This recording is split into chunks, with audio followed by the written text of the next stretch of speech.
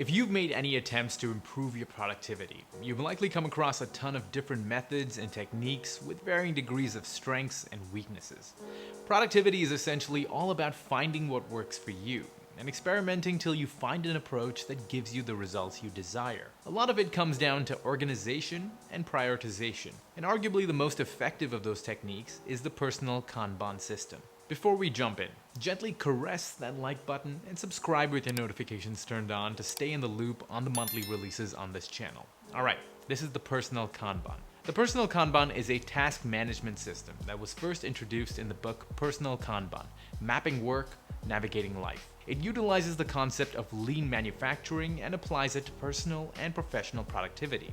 At its core, it provides a framework for following through on your work and improving your prioritization. The system essentially has just two principles. The first is to visualize your work.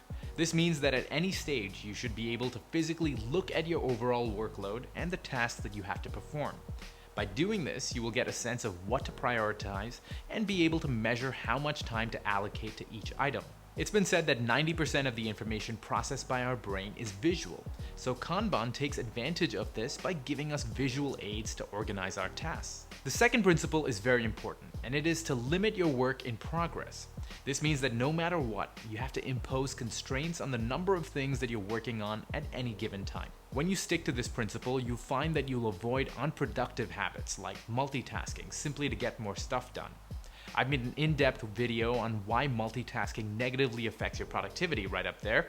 Definitely check it out if you want to know more. One of the mantras of Kanban is to stop starting and start finishing. So it forces you to be selective about how you approach new tasks and focus on completing what's already on your to-do list. So how do you set up your to-do list by implementing personal Kanban? Well, it's first recommended to lay out your tasks in front of you. You could use a whiteboard, your wall, or even create a spreadsheet so that you can actually view what you're working on. Another program that's quite perfect to set up your personal Kanban is called Trello, which is great because of how versatile the interface is and how easily you can move your items around. Kanban then involves breaking your tasks down into three categories: to do, doing, and done. This is fairly self-explanatory, but the thing to note is that your doing section consists of what you're currently working on, which can subsequently be broken down by priority or importance. The to-do section exists to keep you informed of what you have upcoming and how best to manage your time.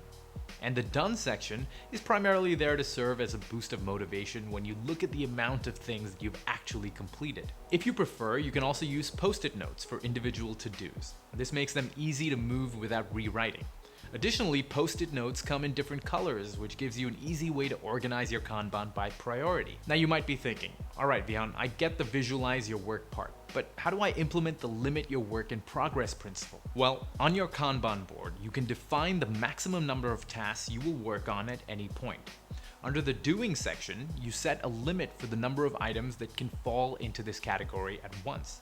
It might initially feel like you're setting constraints on yourself and doing less work, but over time this will end up being more productive for you because you can focus all of your energy towards getting a small number of items done so that you can quickly move on to the subsequent tasks and draw higher quality results. If you find yourself struggling with a multitude of priorities and an overwhelming workload, incorporating personal Kanban might be exactly what you need. The great thing about this is how adaptable this technique is to suit you in exactly what you need. It's simply a way of approaching your to-do list with thoughtfulness and intention.